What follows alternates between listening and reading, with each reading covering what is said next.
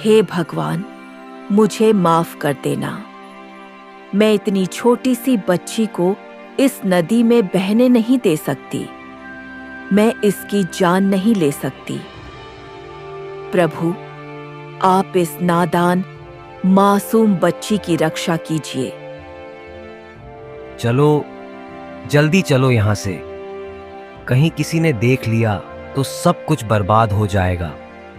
और अगर राजा को पता चला कि हमने इसकी जान नहीं ली तो वो हमें भी नहीं छोड़ेंगे। जल्दी चलो यहाँ से, वरना बहुत देर हो जाएगी।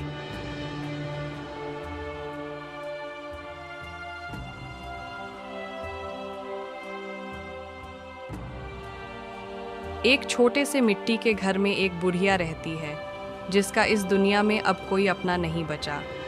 वह इस संसार में बिल्कुल अकेली है। कुछ साल पहले उसके पति उसे हमेशा के लिए छोड़कर चले गए और उसकी गोद कभी बेटे बेटी की किलकारियों से नहीं भर पाई। अब बूढ़ी काकी अपनी सूनी जिंदगी और पेट की आग बुझाने के लिए थके हुए शरीर के बावजूद जमींदार के यहाँ दिन रात मेहनत करती है। कमला काकी, जरा जल्दी नदी पर जाइए और ताजी ताजी मछलियां पकड़ लाइए। आज तो बड़ा मन हो रहा है मछली खाने का। और हाँ, ज्यादा देर मत लगाइएगा।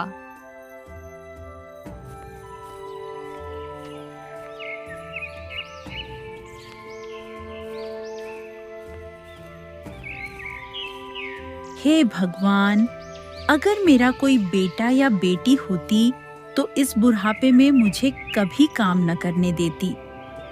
मेरी आंखें अब धुंधला देखती हैं, घुटनों में इतना दर्द है कि ठीक से चल भी नहीं पाती। लेकिन देखो, फिर भी कितने कितने काम मुझे करने पड़ रहे हैं। अरे, मालकिन को मछली खानी है और देखो, मुझ जैसी थकी हारी बुढ़िया को नदी में मछली पकड़ने भेज दिया है। चलो, जल्दी जल्दी पकड़ लो, नहीं तो आज तो पेट भर भोजन भी नसीब नहीं होगा। तभी वहां एक बच्चे के रोने की आवाज सुनाई देती है।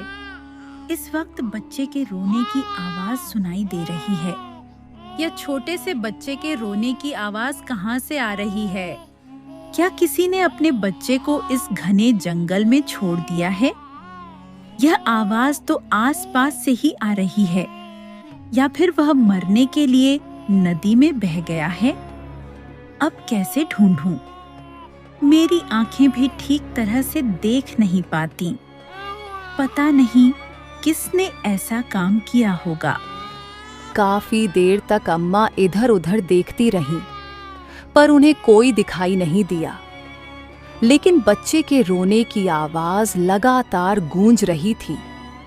तभी उनकी नजर नदी के किनारे रखी एक टोकरी पर पड़ी।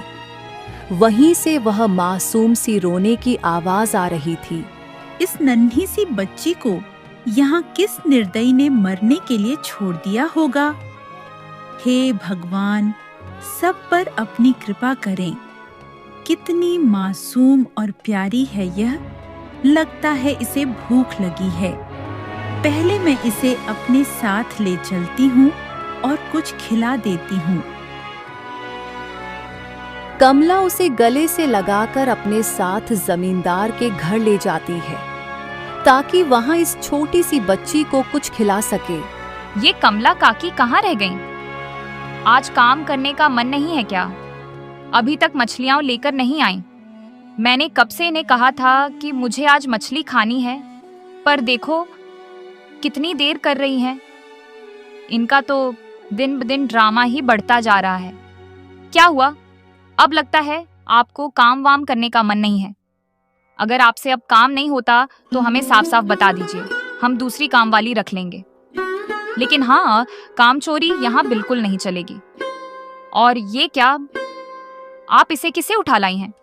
ये किसकी बच्ची है और आपको यह कहाँ मिली? आप इसे यहाँ क्यों ले आई हैं? मालकिन, यह बच्ची मुझे जंगल में मिली। किसी ने इसे यूं ही मरने के लिए छोड़ दिया था। यह भूख से बुरी तरह रो रही थी। मैं जब नदी किनारे मछली पकड़ने गई तो मैंने इसे रोते हुए देखा। मेरा दिल पिघल गया। मैं इसे ऐसे छोड़ नहीं सकती थी, इसीलिए इसे अपने साथ उठा लाई। अब से मैं ही इसकी माँ हूँ, मैं ही इसका ध्यान रखूंगी। लो, अब सुनो जरा। पहले तो अपना काम ढंग से नहीं होता था और अब एक छोटी सी बच्ची भी उठा लाई हो। अपना खर्चा तो तुमसे चलता नहीं, अब क्या इस बच्ची का भी खर्च हमें ही उठाना पड़ेगा, वह भी सिर्फ तुम्हारे काम के सहारे। एक काम करो, इस बच्ची को वहीं छोड़ आओ जहाँ से उठाई थी। और हाँ, इसे यहाँ लाने की कोई जरूरत नहीं है। मालकिन, थोड़ा दया करिए। इस नन्ही सी बच्ची को मैं यूं ही मरने के लिए नहीं छोड़ सकती। आप ही सोचिए, कैसे मैं इसे ऐसे ही जाकर छोड़ आऊं? इसके माता पिता तो पहले ही इसे छोड़ चुके हैं। मैं इसे भी मरने के लिए नहीं छोड़ सकती। मालकिन, थोड़ा रहम करिए। अच्छा, ठीक है। जब तक यह बहुत छोटी है तब तक तुम इसे काम पर लेकर आ सकती हो, लेकिन जैसे ही यह थोड़ी बड़ी हो जाएगी, इसे यहाँ लाने की कोई जरूरत नहीं है। तब इसे अपने घर पर ही छोड़कर आना। वैसे जाने दो, ये बुढ़िया कब तक काम कर पाएगी? जब ये थक जाएगी तब इसकी बेटी ही तो यहाँ काम करेगी। यही ठीक रहेगा, इसे रहने देती हूँ। आखिर अंत में हमारे ही काम आने वाली है। ऊपर वाले ने इस बच्ची को मुझे सौंपा है, तो इसके पीछे उसकी कोई न कोई लीला अवश्य होगी। मैं इसे दोबारा जंगल में छोड़कर नहीं आऊंगी। यह अब मेरी बेटी है और इसका पालन पोषण मैं खुद करूंगी। मैं इसे कभी अकेला नहीं छोड़ सकती, कभी नहीं। क्यों कमला काकी, तुम्हें बच्ची के कारण हर दिन कोई ना कोई बहाना रहता है। कभी उनके लिए खाना बनाने में देर हो जाती है, तो कभी उन्हें नहलाने में। यह रोज का नाटक अब नहीं चलेगा। अरे नहीं मालकिन, बस जरा देर उसे संभालने में हो जाती है। अब वह थोड़ी बड़ी हो गई है तो बदमाशी भी करने लगी है, लेकिन कल से ऐसा नहीं होगा। ऐसे ही देखते देखते 5 साल बीत गए। अब वह छोटी सी बच्ची भी बड़ी हो गई थी और अपनी माँ के साथ काम पर आने लगी थी। अब तू खड़ी खड़ी क्या देख रही है? जल्दी जा, खीर पूरी बना, बहुत भूख लगी है। कमला काकी की आंखों में आंसू छलक पड़े, लेकिन चेहरे पर संतोष था कि कम से कम उन्होंने उसे और बच्ची को घर पर काम करने दिया। कमला रसोई की ओर गई और अपने मालकिन के लिए स्वादिष्ट भोजन बनाने के बाद वह मासूम बच्ची के लिए भी खाना लेकर पहुंची। अरे देखो तो जरा, अब ये खाना किसके लिए लेकर जा रही है? उस अनाथ के लिए। अब उसे इतना स्वादिष्ट खाना भी मिलेगा। जो थोड़ा बहुत घर का सुबह का बचा हुआ है वही दे दो, यह मत देना। जीजी, ओ जीजी, देखो तो, यह खाना उस अनाथ को खिलाने ले जा रही है, जैसे घर में मुफ्त का राशन आता हो। इतना सुनते ही सरिता वहां आ गई और उसकी नजरों में कठोरता चमक उठी। बुढ़िया, मेरी बात कान खोलकर सुन। ये खाना उस मनहूस के लिए नहीं जाएगा। जब तक इस घर में रहना है, हमारी शर्तों पर रहना होगा। शुक्र मान कि तुझे और उसे अब तक घर से बाहर नहीं निकाला। बड़ी आई उसे मनहूस को खाना खिलाने वाली। राधा अब 5 साल की हो चुकी थी। उसे अब सब कुछ समझ आता था। वह अपनी माँ की मदद के लिए हर दिन जमींदार के यहाँ काम करने आ जाती, चाहे व्यवहार कैसा भी हो, और घर का सारा काम संभालती थी। मेरी फूल सी छोटी सी बच्ची को कितना काम करना पड़ता है। तू दिन भर काम करती है बेटा, तू इतना सारा काम कैसे कर लेती है? तुझे देखकर तो मेरा कलेजा फट जाता है, मेरी मासूम बच्ची। माँ, आप मेरी चिंता मत करो, मैं बिल्कुल ठीक हूँ। आपके हाथों का खाना खाते ही मेरी सारी थकान दूर हो जाती है। माँ, मुझे अभी घर में झाड़ू लगानी है, मैं बस अभी आती हूँ।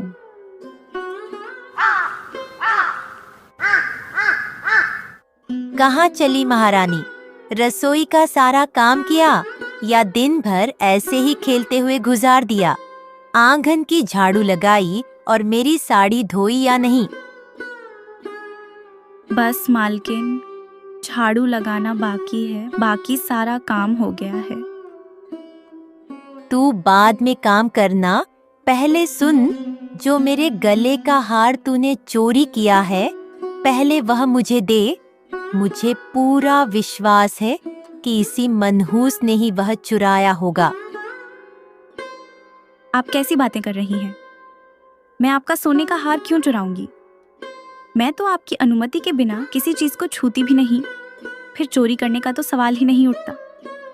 कृपया मुझ पर ऐसा घिनौना आरोप मत लगाइए। मैं ऐसा करने के बारे में कभी सोच भी नहीं सकती।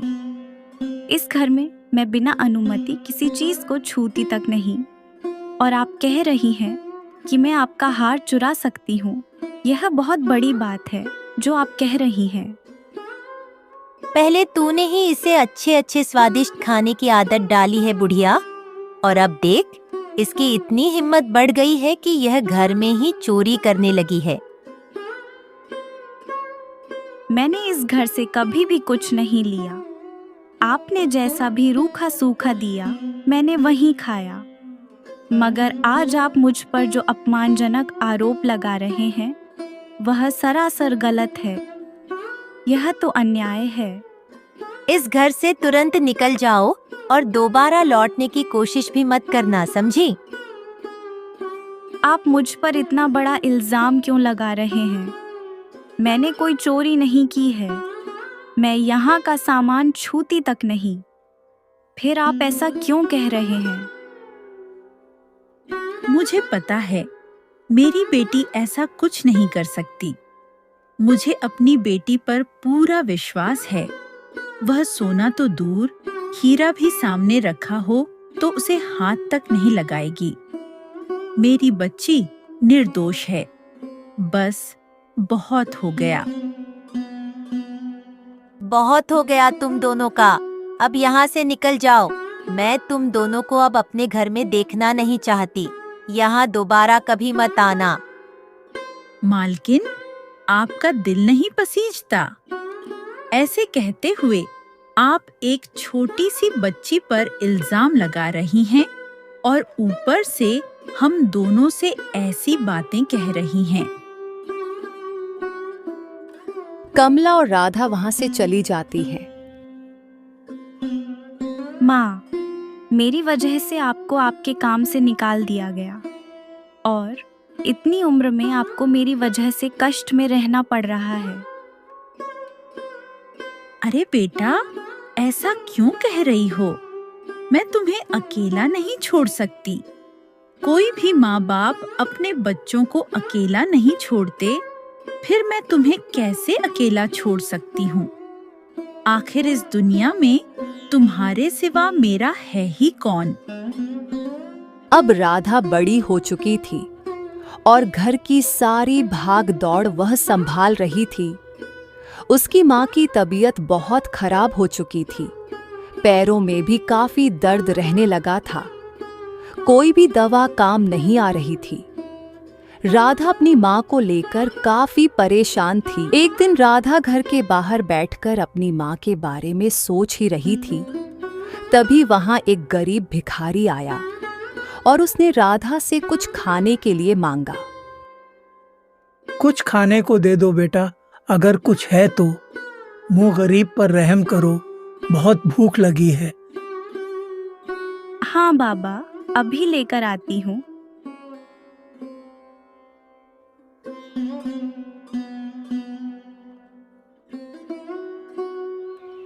बाबा, बस यही एक रोटी है, आप इसे खा लीजिए। क्या हुआ बेटी, तुम बहुत परेशान लग रही हो। बाबा, मेरी माँ बहुत बीमार है। उनके पैरों में बहुत दर्द रहता है और इतने इलाज करवाने के बाद भी उनका दर्द ठीक नहीं हो रहा। मुझे अब कुछ समझ नहीं आ रहा कि मैं क्या करूं। बेटी, मैं एक उपाय बता सकता हूँ, लेकिन वहां तक पहुंचना इतना आसान नहीं होगा। वहां वही पहुंच सकता है जिसका दिल बहुत साफ है। बाबा, मैं जाऊंगी। मैं ज़रूर कोशिश करूंगी, क्योंकि मैं अपनी माँ की हालत ऐसे नहीं देख सकती। मुझे यह करना ही होगा। राधा उस नदी की ओर निकल जाती है जहां वह जादुई नदी है।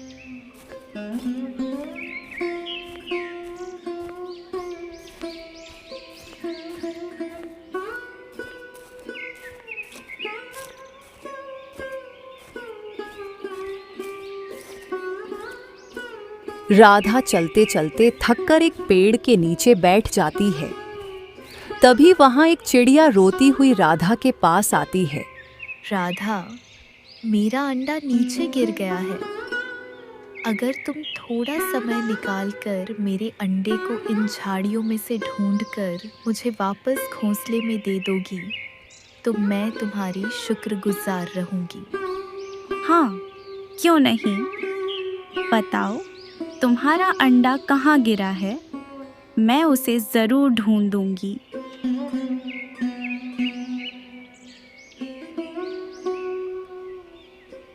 राधा चिड़िया के अंडे को ढूंढकर उसे वापस घोंसले में दे देती है। फिर राधा आगे बढ़ने लगती है। रास्ते में उसे एक बूढ़ा व्यक्ति मिलता है जिसे चलने में बहुत तकलीफ हो रही थी। क्या तुम मुझे इसे पहाड़ी तक छोड़ दोगी? मुझे बहुत चलने में तकलीफ हो रही है। क्यों नहीं बाबा, मैं आपकी मदद ज़रूर करूंगी। चलिए, बताइए, मुझे आपको कहाँ तक जाना है?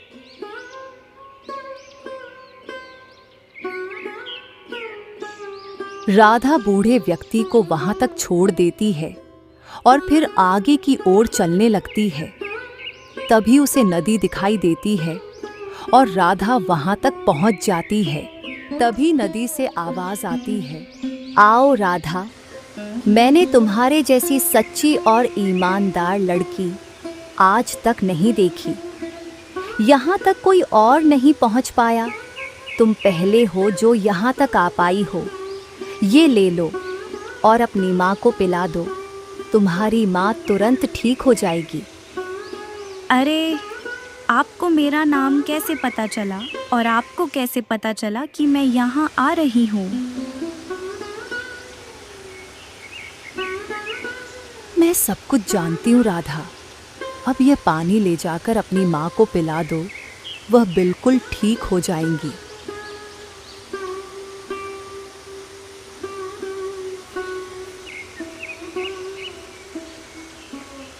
राधा वह अमृत वाला पानी अपने घर ले जाकर अपनी माँ को पिला देती है। उसकी माँ तुरंत पूरी तरह ठीक हो जाती है। स्वामी जी, कुछ कीजिए। मेरे बेटे को इस तकलीफ से दूर कीजिए। मेरा बेटा कब ठीक होगा? कोई दवा, कुछ तो ऐसा होगा जिससे मेरा बेटा ठीक हो जाए और इसकी तकलीफ दूर हो जाए। यह इतने सालों से इतनी तकलीफ में क्यों है? ऐसा कोई तो कारण होगा। हाँ राजा जी, मैं एक बहुत ज्ञानी साधु को जानता हूँ जो देखते ही बता देते हैं कि कोई इंसान कष्ट में क्यों है। आप कहीं तो मैं कल ही उन्हें बुला देता हूँ। आप उनसे एक बार मिलकर राजकुमार के बारे में पता लगाने की कोशिश कीजिए। आखिर राजकुमार के साथ क्या हो रहा है? उसकी तकलीफ दूर क्यों नहीं हो रही? कोई दवा या दुआ काम क्यों नहीं कर रही?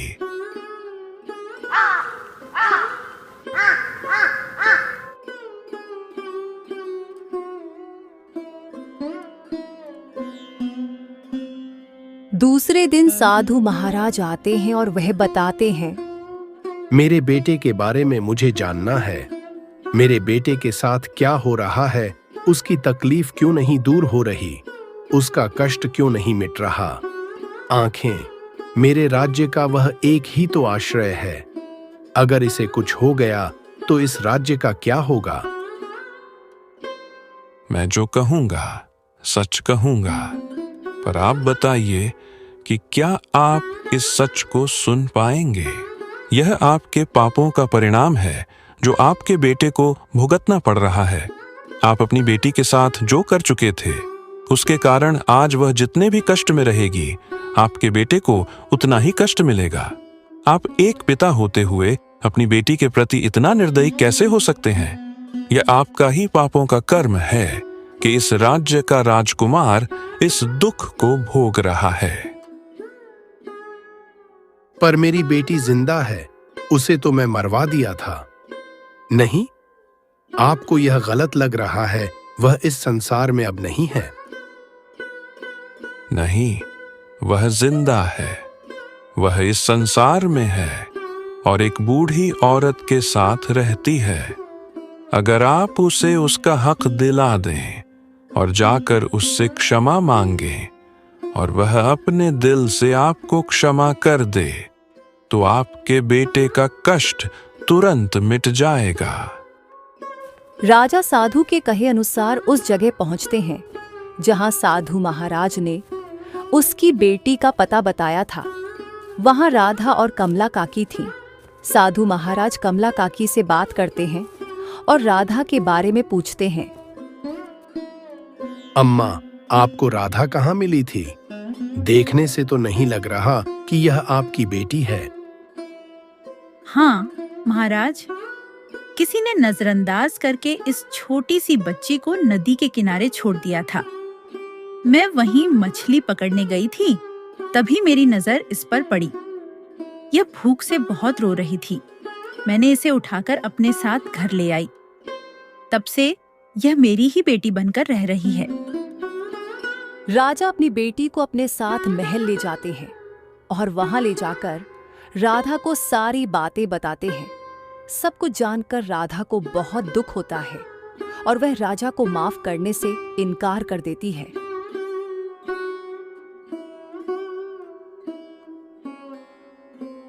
मैं आप जैसे निर्दयी इंसान को कभी माफ नहीं कर सकती। चलो माँ, यहाँ से चलें। मुझे इनका चेहरा भी नहीं देखना। बेटा, एक बार मुझे माफ कर दो, नहीं तो तुम्हारा भाई कभी ठीक नहीं हो पाएगा। मेरे बुरे कर्मों का परिणाम तुम्हारे भाई को भुगतना पड़ेगा। मुझे माफ कर दो बेटा, सिर्फ अपने भाई के लिए मुझे माफ कर दो। ठीक है, मैं अपने भाई के लिए, सिर्फ और सिर्फ अपने भाई के लिए आपको माफ करती हूँ। लेकिन हाँ, मैं अपनी माँ के बिना कहीं भी नहीं रहूंगी। मैं जहाँ रहूंगी, मेरी माँ वहीं साथ रहेंगी। अगर आपको यह मंजूर है, तभी मैं आपके महल में रहने के लिए आऊंगी। राधा अपने भाई के लिए अपनी बूढ़ी माँ के साथ पिता के महल में आ जाती है। महल में कदम रखते ही मानो कोई चमत्कार हो जाता है। राधा का भाई, जो पिछले 15 वर्षों से बिस्तर से उठ भी नहीं पाया था, अचानक खड़ा हो जाता है और पूरी तरह स्वस्थ हो जाता है। कुछ ही दिनों में उसका राज तिलक कर राजकुमार बनाया जाता है और साथ ही राधा को राजकुमारी का दर्जा भी दे दिया जाता है।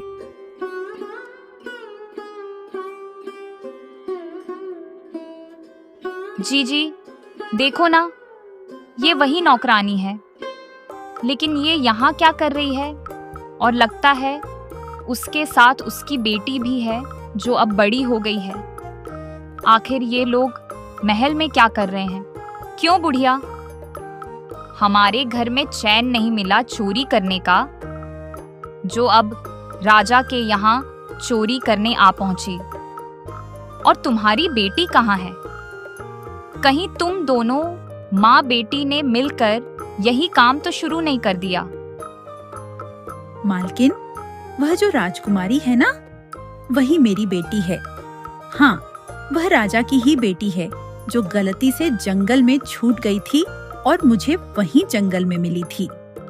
आप कहें तो मैं जाकर राजा को सब बता दूं कि आपने इसके साथ कितने बुरे व्यवहार किए थे। बस इतना सुनते ही जमींदार की दोनों बहुओं का मानो रंग ही उड़ गया।